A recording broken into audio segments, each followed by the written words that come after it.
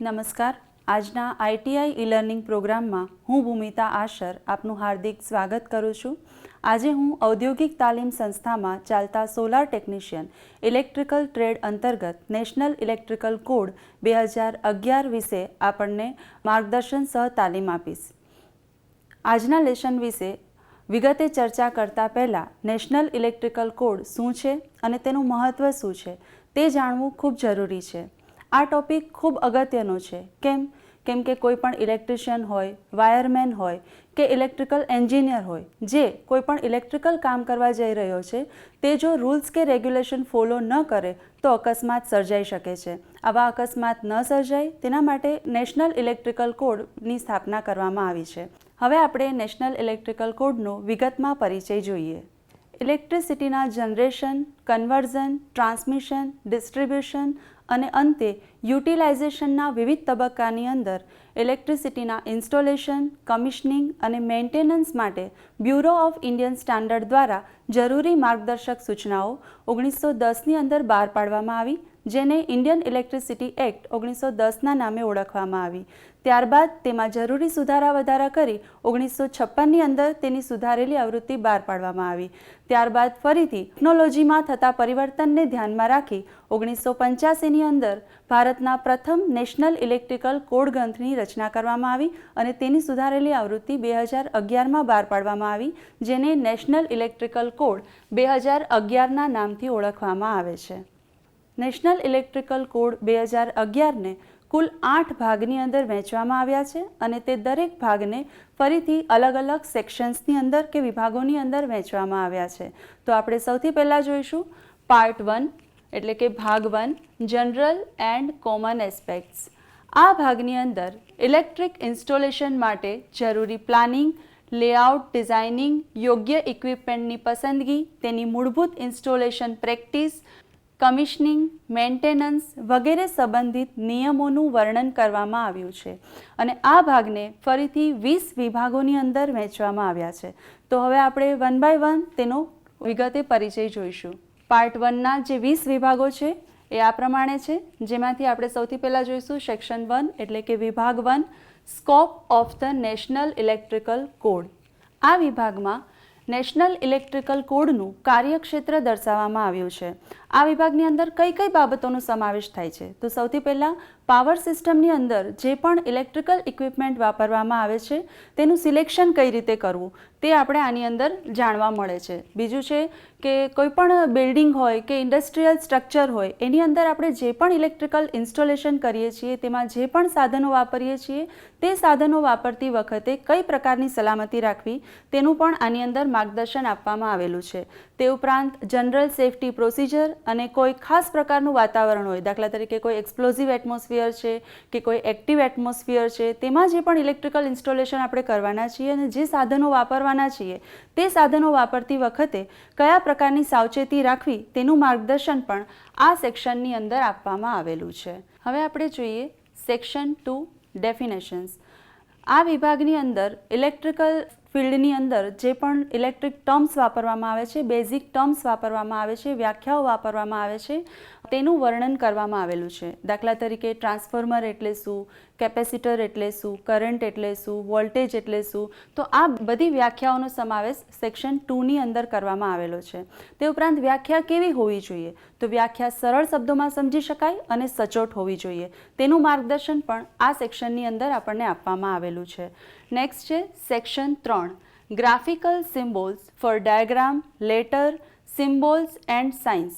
કોઈ પણ ઇલેક્ટ્રિકલ ડાયાગ્રામની અંદર જે પણ લેટર, સિમ્બોલ કે સાઇન વાપરવામાં આવે છે તે કયા પ્રકારે વાપરી શકાય, કયા સિમ્બોલ્સ વાપરી શકાય, કયા શબ્દ માટે, કયા ટર્મ્સ માટે, તો એ આપણે આ સેક્શનની અંદર આપણને માર્ગદર્શન મળે છે. દાખલા તરીકે મારે અલ્ટરનેટિંગ કરંટ બતાવવો છે તો એના માટે હું આ સિમ્બોલ બતાવી શકીશ. મારે ડાયરેક્ટ કરંટ બતાવવો છે તો એના માટે આ સિમ્બોલ વાપરવામાં આવે છે. ત્યારબાદ ધારો કે મારે ડેલ્ટા વાઇન્ડિંગ બતાવવું છે કે ડેલ્ટા કનેક્શન કરેલા છે એવું બતાવવું છે તો એના માટે હું આ સિમ્બોલ યુઝ કરી શકીશ અને મારે સ્ટાર વાઇન્ડિંગ બતાવવું છે તો એના માટે હું આ સિમ્બોલ યુઝ કરી શકીશ. હવે આપણે જોઈએ section 4, guide for preparation of diagram, chart, tables and marking. આ સેક્શનની અંદર ઇલેક્ટ્રિકલ ડાયાગ્રામ કઈ રીતે બનાવવા, ચાર્ટ્સ કઈ રીતે બનાવવા, તેમજ ઇલેક્ટ્રોટેકનોલોજી ટેબલ્સ કઈ રીતે બનાવવા તેનું માર્ગદર્શન આપવામાં આવેલું છે. હવે આપણે જોઈએ સેક્શન 5 જે છે units and systems of measurement. Electrical ટેકનોલોજીની અંદર જે પણ રાશિ માપન કરવાનું થાય છે તે માટે આપણે જે યુનિટ્સ કે સિસ્ટમ વાપરીએ છીએ તેનું માર્ગદર્શન આ સેક્શનની અંદર આપવામાં આવેલું છે. દાખલા તરીકે કરંટ માપવો છે તો એ એમ્પિયરમાં મપાશે તો એમ્પિયર એનો યુનિટ છે. વોલ્ટેજ માપવા છે તો તે વોલ્ટ્સમાં મપાશે તો વોલ્ટ એનો યુનિટ છે. પાવર માપવો છે તો એ વોટમાં મપાશે તો વોટ એ યુનિટ છે. એવી રીતે અલગ અલગ રાશિ માપનના યુનિટ્સ આપણને આ સેક્શનની અંદર મળી રહે છે. નેક્સ્ટ છે સેક્શન 6 સ્ટાન્ડર્ડ વેલ્યુઝ. આ સેક્શનની અંદર એસી અને ડીસી ડિસ્ટ્રીબ્યુશનના સ્ટાન્ડર્ડ વોલ્ટેજના મૂલ્ય, ઇચ્છિત કરંટ રેટિંગનું મૂલ્ય અને સ્ટાન્ડર્ડ સિસ્ટમ ફ્રીક્વન્સીના મૂલ્યનું વર્ણન કરવામાં આવેલું છે. દાખલા તરીકે કોઈ સ્ટાન્ડર્ડ કન્ડિશનની અંદર જ્યારે કોઈ સર્કિટની અંદર કોઈ એક પોઈન્ટ ઉપર વોલ્ટેજનું મૂલ્ય નક્કી કરેલું હોય તો એ વોલ્ટેજનું મૂલ્ય તેના કરતાં વધારે કે ઓછું ન હોવું જોઈએ. દાખલા તરીકે લો વોલ્ટેજ અને મીડિયમ વોલ્ટેજ માટે 10% ટોલરન્સ નક્કી કરેલું છે અને સિસ્ટમ વોલ્ટેજ 240 વોલ્ટ છે તો વોલ્ટેજનું મૂલ્ય 240 વધારેમાં વધારે 264 અને ન્યૂનતમ વોલ્ટેજ 216 કરતાં ઓછા ન હોવા જોઈએ. તેવી જ રીતે સપ્લાય ફ્રીક્વન્સી 50 હર્ટ્ઝ નક્કી કરેલી છે તો સપ્લાય ફ્રીક્વન્સીની વેલ્યુ 50 હર્ટ્ઝ કરતાં વધારે કે ઓછી ન હોવી જોઈએ. આ વસ્તુ આપણને સેક્શન 6ની અંદર જોવા મળી રહે છે. નેક્સ્ટ છે સેક્શન 7 ફંડામેન્ટલ પ્રિન્સિપલ. ફંડામેન્ટલ એટલે કે બેઝિક.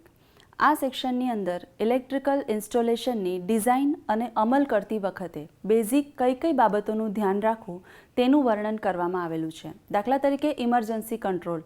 કોઈ સિસ્ટમની અંદર ધારો કે ઇમરજન્સી કંટ્રોલ એટલે કે સપ્લાય ડિસ્કનેક્ટ કરવાની જરૂરિયાત ઊભી થાય છે તો એ વખતે એ ડિવાઇસને કઈ જગ્યાએ મૂકવી જોઈએ તો જ્યાં સરળતાથી પહોંચી શકાય અને એ ડિવાઇસને સરળતાથી ઓળખી શકાય તેવી જગ્યાએ એ ડિવાઇસને મૂકવી જોઈએ. Section 8 assessment of general characteristic of building. આ સેક્શનની અંદર ઇલેક્ટ્રિક ઇન્સ્ટોલેશન ઉપર વાતાવરણની અસર તેમજ બિલ્ડિંગ કન્સ્ટ્રક્શન ઉપર જે પણ બાહ્ય પરિબળોની અસર દાખલા તરીકે બિલ્ડિંગ કન્સ્ટ્રક્શનની રીત જેવા બાહ્ય પરિબળોની અસરો થાય છે તો તે કેવી રીતે એને સોલ્વ કરી શકાય તેનું માર્ગદર્શન સેક્શન 8ની અંદર આપણને આપેલું છે. નેક્સ્ટ છે સેક્શન 9 વાયરિંગ ઇન્સ્ટોલેશન. કોઈ પણ બિલ્ડિંગનું કન્સ્ટ્રક્શન જ્યારે કરવામાં આવે છે અને તેની અંદર ઇલેક્ટ્રિકલ વાયરિંગ કરવામાં આવે છે તો તે કયા પ્રકારે કરવું જોઈએ, તેમાં કયા કયા રૂલ્સ રેગ્યુલેશન ફોલો કરવા જોઈએ અને કયા કયા મુદ્દાઓ ધ્યાનમાં રાખવા જોઈએ અને વાયરિંગ ઇન્સ્ટોલેશન કઈ રીતે કરવું જોઈએ તેનું આપણને આ સેક્શનની અંદર ગાઈડન્સ મળી રહે છે. નેક્સ્ટ છે સેક્શન 10 શોર્ટ સર્કિટ કેલ્ક્યુલેશન. આ સેક્શનની અંદર શોર્ટ સર્કિટ કરંટ કેલ્ક્યુલેશન કઈ રીતે કરવી, વોલ્ટેજ ડ્રોપ કેલ્ક્યુલેશન કઈ રીતે કરવી, શોર્ટ સર્કિટ કરંટની કેબલ કે અન્ય કોઈ ઇક્વિપમેન્ટ કે ઇન્સ્યુલેશન ઉપર શું અસર થશે તેનું માર્ગદર્શન મેળવવું તો એ બધી જ માહિતી આપણને સેક્શન 10ની અંદર જોવા મળી જાય છે. હવે છે section 11 electrical aspect of building services. આ વિભાગમાં વિવિધ બિલ્ડિંગ સર્વિસીસ કે જે ઇલેક્ટ્રિક પાવરનો ઉપયોગ કરે છે તેનું માર્ગદર્શન આપવામાં આવેલું છે કે તેનું ઇન્સ્ટોલેશન કઈ રીતે કરવું. દાખલા તરીકે બિલ્ડિંગ સર્વિસીસની અંદર એર કન્ડિશનરનો ઉપયોગ થતો હોય છે, હીટિંગ સર્વિસનો ઉપયોગ થતો હોય છે, લિફ્ટનો ઉપયોગ થતો હોય છે, એસ્કેલેટરનો ઉપયોગ થતો હોય છે, ફાયર સિસ્ટમ છે, ફાયર એલાર્મ સિસ્ટમ છે, કોલ બેલ સિસ્ટમ છે. તો આ બધાનું ઇન્સ્ટોલેશન કઈ રીતે કરવું બિલ્ડિંગની અંદર તેની સમજૂતી આપણને સેક્શન 11ની અંદર મળી જાય છે. નેક્સ્ટ છે સેક્શન 12 સિલેક્શન ઓફ ઇક્વિપમેન્ટ. કોઈપણ ઇલેક્ટ્રિકલ કામ કરતી વખતે ઇક્વિપમેન્ટનું સિલેક્શન કયું ઇક્વિપમેન્ટ સિલેક્ટ કરવું તેની માહિતી આપણને આ સેક્શનની અંદર મળી જાય છે. દાખલા તરીકે મારે કરંટનું માપન કરવું છે તો મારે એ મીટરનું સિલેક્શન કરવું પડશે. અવરોધનું માપન કરવું છે તો મારે ઓહમ મીટર સિલેક્ટ કરવું પડશે. વોલ્ટેજનું માપન કરવું છે તો મારે વોલ્ટ મીટર સિલેક્ટ કરવું પડશે. તો જે મારે રાશિ માપન કરવું છે તે માટેનું યોગ્ય ઇક્વિપમેન્ટ સિલેક્ટ કરવું તેનું માર્ગદર્શન આપણને સેક્શન 12ની અંદર આપવામાં આવેલું છે. Section 13 erection and pre commissioning testing of installation. Electrical ફિલ્ડની અંદર આપણે જે પણ ઇક્વિપમેન્ટ મશીનરી વાપરીએ છીએ દાખલા તરીકે મોટર છે, ટ્રાન્સફોર્મર છે, તો એનું અર્થિંગ ઇરેક્શન કઈ રીતે કરવું, પ્રી કમિશનિંગ ટેસ્ટિંગ કઈ રીતે કરવું, ઇન્સ્પેક્શન કઈ રીતે કરવું, એ બધાનું ગાઈડન્સ આપણને સેક્શન 13ની અંદર મળી જાય છે. એ ઉપરાંત ધારો કે નવું સ્થાપિત કરેલું કોઈ વાયરિંગ છે, તો એ વાયરિંગની અંદર કયા કયા ટેસ્ટ કરવા, દાખલા તરીકે કન્ટિન્યુટી ટેસ્ટ કરવો, પોલારિટી ટેસ્ટ કરવો, એનું માર્ગદર્શન પણ આપણને આ સેક્શનની અંદર મળી જાય છે. નેક્સ્ટ છે સેક્શન 14 અર્થિંગ. આ સેક્શનની અંદર આપણે અર્થિંગ રિલેટેડ બધી માહિતી મળી જાય છે. દાખલા તરીકે સોઇલની રેઝિસ્ટિવિટી કેવી હોવી જોઈએ, અર્થ બસ કે અર્થ વાયર કેવો વાપરવો જોઈએ, અર્થિંગનો અવરોધ કેવો રાખવો જોઈએ, અર્થિંગના પ્રકારો કયા કયા છે, આ બધું માર્ગદર્શન આપણને સેક્શન 14 અર્થિંગની અંદર મળી જાય છે. નેક્સ્ટ છે સેક્શન 15 લાઇટનિંગ પ્રોટેક્શન. લાઇટનિંગ એટલે કે વીજળી. તો આ સેક્શનની અંદર લાઇટનિંગ પ્રોટેક્શન કેવું હોવું જોઈએ એની આપણને માહિતી મળી જાય છે. આ સેક્શનની અંદર લાઇટનિંગ પ્રોટેક્શનની ટર્મિનોલોજી સમજાવવામાં આવી છે. તે ઉપરાંત લાઇટનિંગની ઇલેક્ટ્રિકલ, મિકેનિકલ અને થર્મલ ઇફેક્ટ સમજાવવામાં આવી છે. તે ઉપરાંત લાઇટનિંગ પ્રોટેક્શન માટે જે ડિવાઇસ વપરાય છે તેની ડિઝાઇન કેવી હોવી જોઈએ, તેનું બોન્ડિંગ કઈ રીતે કરવું જોઈએ, તેનું ઇન્સ્ટોલેશન કઈ રીતે કરવું જોઈએ, તેની ગાઈડલાઇન પણ આ સેક્શનની અંદર આપવામાં આવી છે. Section 16 protection against voltage surge. Voltage surge એટલે શું? તો કે સિસ્ટમમાં વોલ્ટેજમાં થતો અચાનક વધારો. તો આ સેક્શનની અંદર વોલ્ટેજમાં જે અચાનક વધારો થાય છે તો એ વોલ્ટેજ સર્જના પ્રકારો, તેની કેરેક્ટરિસ્ટિક અને સર્જ પ્રોટેક્શન ડિવાઇસને ઇન્સ્ટોલ કઈ રીતે કરવું તેની ગાઈડલાઇન આપવામાં આવી છે. ત્યારબાદ છે section 17 guideline for power factor improvement. આ વિભાગની અંદર પાવર ફેક્ટર અને તેને ઇમ્પ્રૂવ કરવા માટેની ગાઈડલાઇન આપવામાં આવેલી છે. દાખલા તરીકે લો પાવર ફેક્ટર હોય તો તેની ગ્રાહકોના વીજ બિલ ઉપર શું અસર થાય છે તેની માહિતી પણ આપણને આ સેક્શનની અંદર મળી રહે છે. તે ઉપરાંત પાવર ફેક્ટરને મારે ઇમ્પ્રૂવ કરવું છે તો એના માટે કયા સાધનો વાપરી શકાય? તો આપણે કેપેસિટરનો ઉપયોગ કરીએ છીએ. તો આ કેપેસિટર કઈ રીતે ઇન્સ્ટોલ કરવું, કઈ જગ્યાએ ઇન્સ્ટોલ કરવું અને તેનું રેટિંગ કેવું રાખવું તેની માહિતી પણ આપણને સેક્શન નંબર 17ની અંદર મળી રહે છે. Section 18 energy efficiency aspect.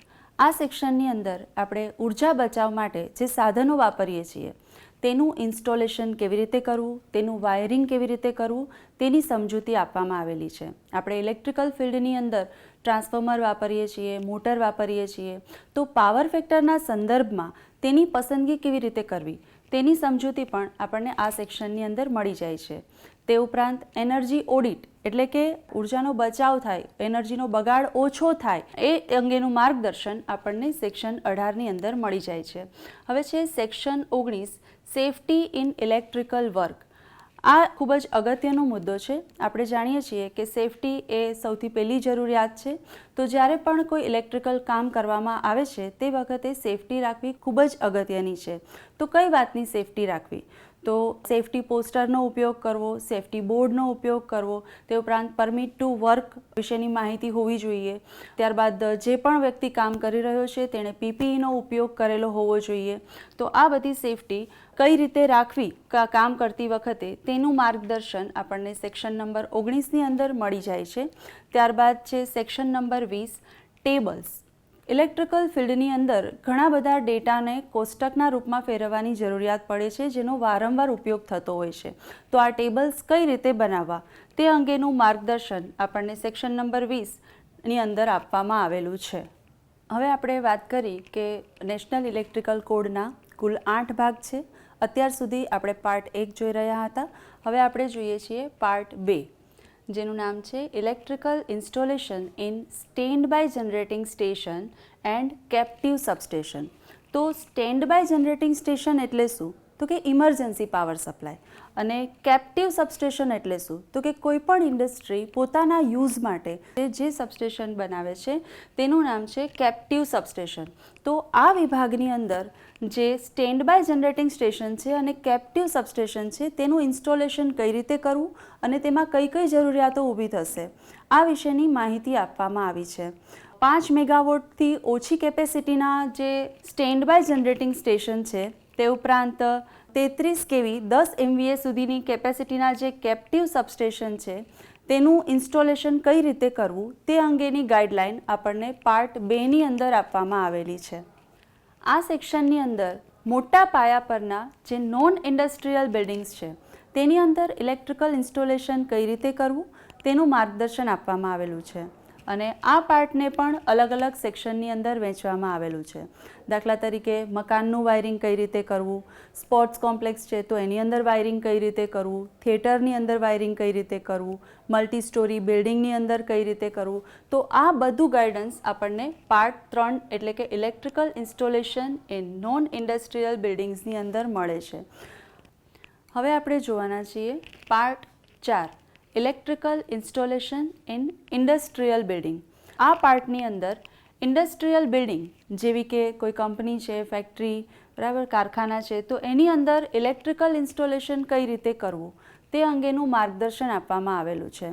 તે ઉપરાંત ઇન્ડસ્ટ્રીયલ પ્રિમાઇસીસની અંદર અર્થિંગ કેવી રીતે કરવું જોઈએ, સ્ટેન્ડ બાય પાવર સપ્લાય રાખવો છે, ઇમરજન્સી પાવર સપ્લાય રાખવો છે તો તે કઈ જગ્યાએ રાખવો, પાવર ફેક્ટર ઇમ્પ્રુવમેન્ટ કરવું છે તો તેના માટે કયા ઇક્વિપમેન્ટનો કઈ જગ્યાએ યુઝ કરશો, એ ઉપરાંત તેનું રેટિંગ કેટલું રાખશો, એ બધી જ ગાઈડલાઇન આપણને part 4 electrical installation in industrial બિલ્ડિંગની અંદર જોવા મળે છે.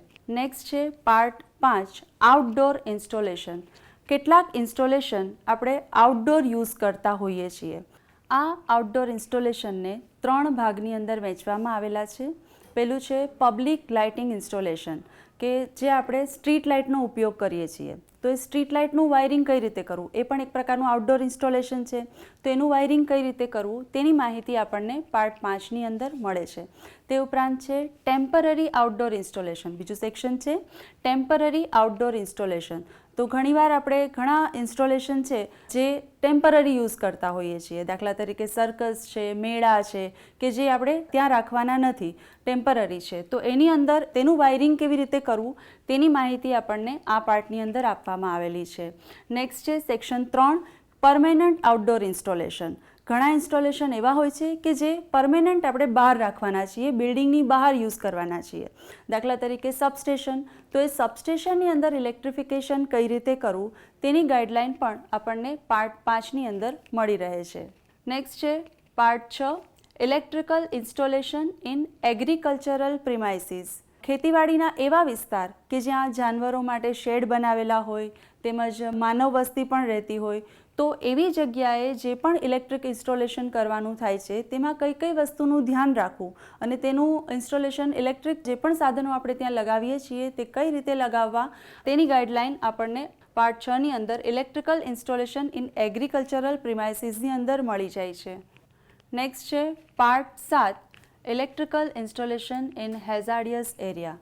તો કેટલાક જોખમી વિસ્તારો, દાખલા તરીકે કેમિકલ ઇન્ડસ્ટ્રીઝ છે, પેટ્રોકેમિકલ્સ રિફાઇનરી છે અને જ્યાં ફ્લેમેબલ લિક્વિડનો ઉપયોગ થતો હોય તો એવી જગ્યા પર જો આપણે ઇલેક્ટ્રિકલ ઇક્વિપમેન્ટનું ઇન્સ્ટોલેશન કરવાનું થાય તો કેવી રીતે કરવું.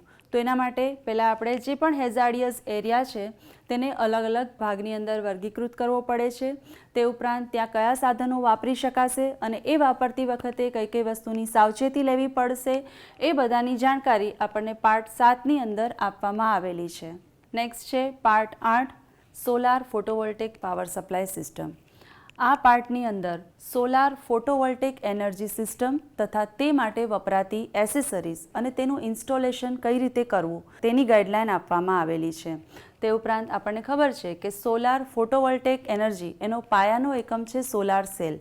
તો તેની રચના કેવી હશે, કેરેક્ટરિસ્ટિક કેવી હશે, તેમાં મટીરિયલ કયું વપરાઈ શકે અને તે ઉપરાંત પીવી સેલ એટલે કે photovoltaic cell, PV string, PV array, PV module વગેરેની વ્યાખ્યા પણ આ ભાગની અંદર સમજાવવામાં આવેલી છે. હવે આપણે નેશનલ ઇલેક્ટ્રિકલ કોડ સંબંધિત થોડાક ટૂંકા પ્રશ્નો જોઈ લઈએ કે જે આપણને પરીક્ષામાં પૂછાઈ શકે છે. તો પહેલો પ્રશ્ન છે કે નીચેનામાંથી કયો વિકલ્પ નેશનલ ઇલેક્ટ્રિકલ કોડ 2011નો ભાગ 4 છે.